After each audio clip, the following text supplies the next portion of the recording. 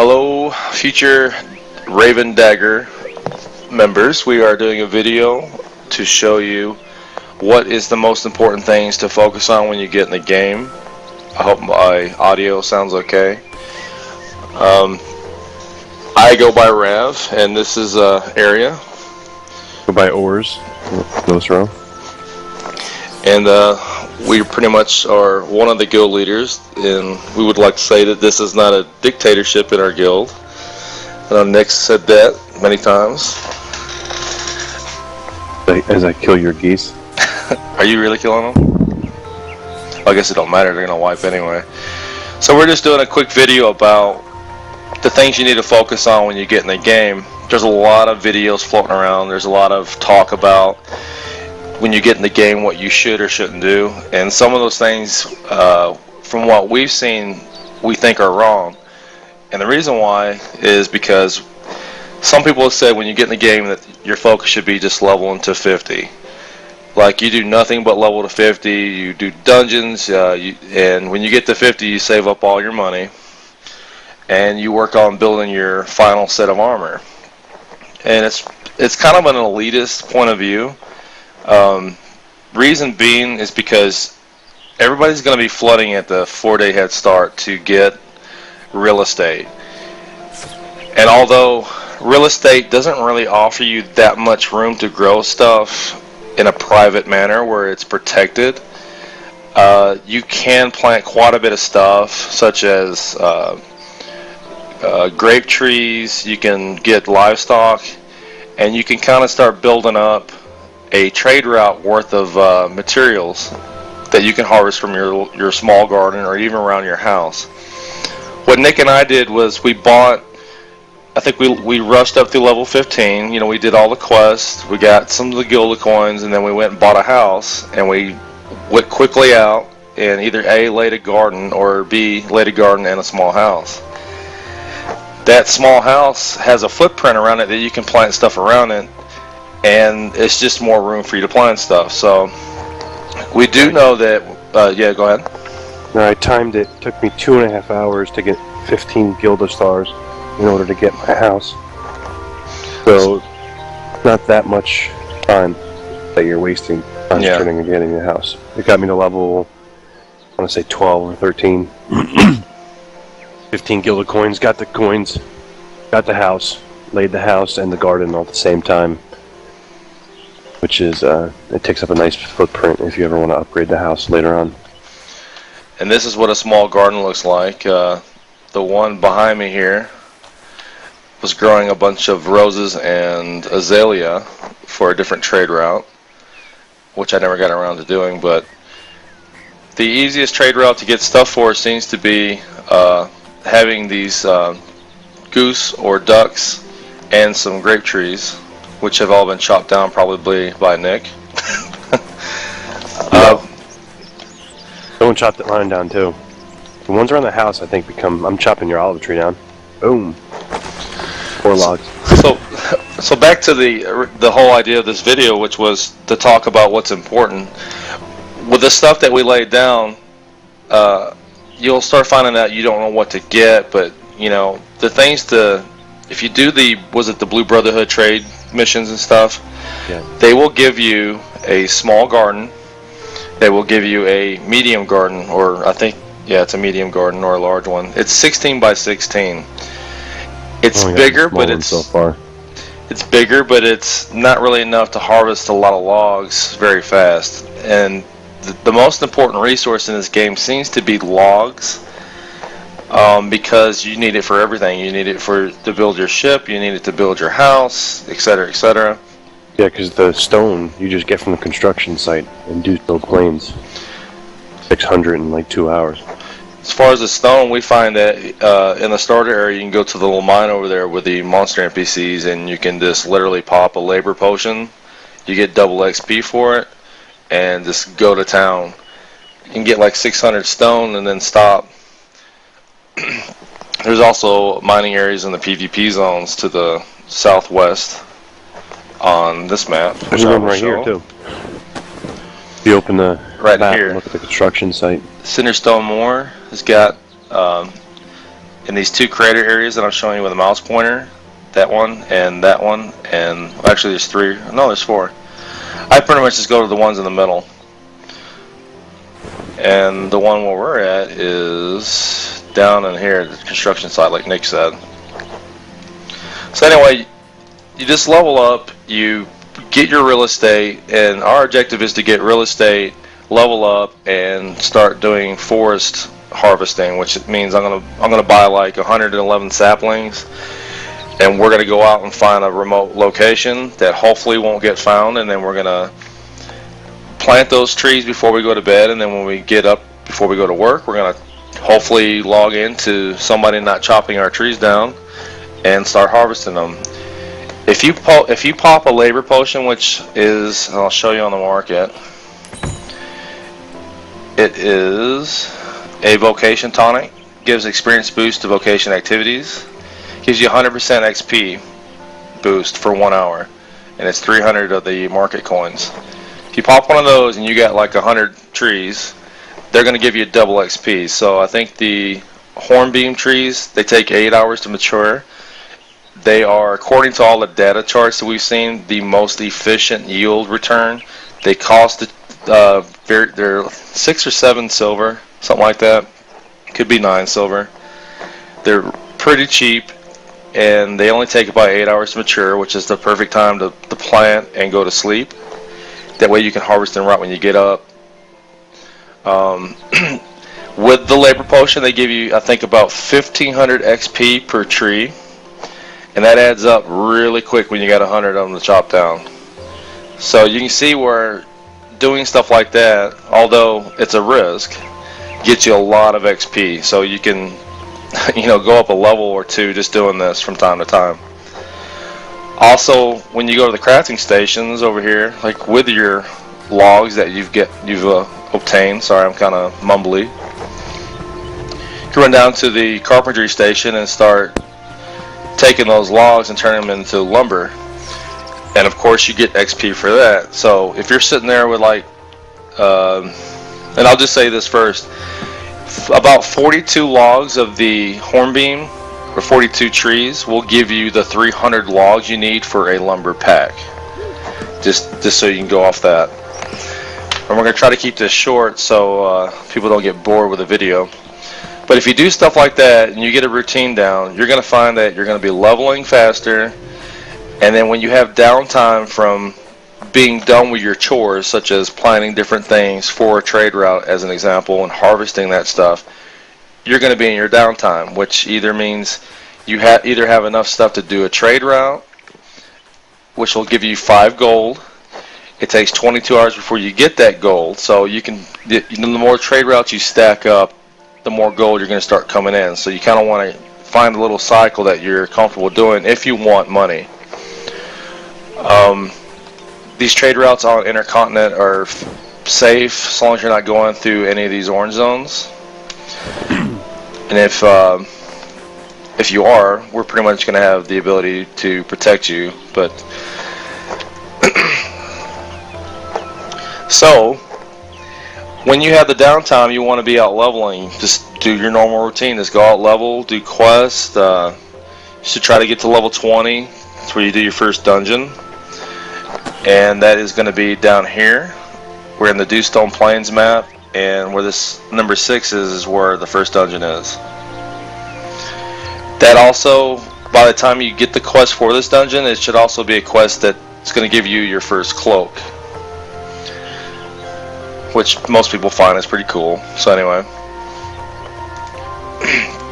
now we were talking about the main focus is actually harvesting logs. So you can only, a lot of people put aspen trees on their lots, like you'll see over here. Those white trees are aspen trees. They're a smaller footprint, so you're able to kind of stuff them around your house a lot easier than some of the other trees, and that's why they're harvesting those. But they actually give you less yield and take longer to mature, and they're more expensive. But the whole point is it's all about efficiency. So that's why you need real estate, because if you plant a bunch of trees out off the edge of the map and you've put like 5 gold into it, somebody could potentially chop them all down or uproot them, and you won't get anything, and you'll be broke. That's why some of the real estate's important, so that you can plant some trees. Like you can probably plant 4 trees in here on the corners. On a house footprint, you can plant a tree on each of the corners of the house. So that's going to be 4 trees there, 4 trees, that's 8 trees. And 8 trees times 7 is 56. So it gives you 56 logs. So anyway, the whole point is we feel like the real estate's important just to get the real estate down, to get an area going, and have some gardens here. It's like this other garden here is my other character. So as soon as I get to 15, I will probably start another character and get his small garden and start placing around here. Yeah, I'm trying to. So with those gardens here, we pretty much can guarantee the fact that we can have anything here to harvest for probably 40% of the trade routes that you're going to have early game. That's all you need to make money, constant money. Right now I'm going to plan on doing probably 2 trade routes a day, or at least 1 trade route a day. That way I keep an influx of 5 gold every day. And according to the markets, the auction house, a lumber pack should cost anywhere from, I think, 4 to 10 gold. Or 300 logs should be anywhere from 4 to 10 gold. Keep in mind, buying the lumber packs means you didn't get XP from doing that stuff. So, but that's the whole point of having money. So you get things faster. This is a sandbox, and everybody's going to be different. There's going to be people focusing on leveling. There's people be focusing on crafting. People focusing on everything in between. So there you have it. We feel that getting a clipper boat is going to take you to about level 26 to 27, maybe 28. I got mine around 30 because I was lacking some of the Gilda coins, and Gilda coins are given to you by your main quest and or dailies that you can find in Marianople here, and also Saul's Reed Blades. I'm sorry, Saul's Reed Peninsula. And there's probably a few other places you can get it too, but those are the 2 that come to me off my mind. Nick, you got anything else to say? No, real estate, I think, is just the most important thing. That you level up. You were leveling, and I was leveling at the same time, and you leveled up faster just by doing trees and quests. I was just doing quests. I got my house, so it's proven that it's faster. Now, if you do want to, it's like you can blade your house, just the footprint, and it's going to look like Nick's over here. His is in the second stage, but the footprint seems to open up more, like you have more room around it if you just put the first trade pack into it, which is going to be stone. And it will open up the footprint a little bit, like it's going to change where this ramp is, and obviously open up a little bit of room. This is what it looks like in the second stage, so you can see how it looks around the house. You got these posts and everything. There's somebody here. There's the first stage next. Under this video, we're going to show you the essentials. We're basically going to write down. I should have said that earlier in the video. That way, people that kind of have a better idea what they want to do, they can kind of just breeze the video and then look at the list of things we have as a kind of a to-do list generically, just to help guide you on what to focus. And you know, opinions may change. This video may change. This is just the first video we're doing, just trying to generically discuss what we feel is important. The clipper boat does allow you, once you get it, I was talking about that a few moments ago, it allows you to do trade routes across the sea. Anytime you're in these areas, like in this right here, that's PvP zone. Around in here is a PvP zone. If you're close to the coastlines, you won't be in a PvP zone, and you're safe to travel around. But some of these edges here, like around in here and here, will put you in a PvP mode, so just be aware of that. And from what I understand it, the most valuable thing to do is to travel somewhere from our continent to this right here, Sunspec C. Zoom in one more time, if I can. Won't let me. There you go. Fredick Island. That'll give you about 5 to 10 gold. Sometimes it depends on the demand for that trade pack that you're carrying. It could go up to 24 gold. Some of the things that we've seen as far as the rate returns. But it is dangerous, and you have the possibility of not making it with that trade pack. So that's why we recommend doing the intercontinental trade routes for the first couple of weeks to get some money. Then you can roll the dice after that. I wanted to show you what I've seen a lot of people doing for the trade routes. Just here at 2 crowns, if you go from Salisbury Peninsula, you can trade route your ship all the way to here and turn the trade pack in here, and that'll give you about 10 gold. So in order to do that effectively, you need to have a clipper. It'll get you there the fastest.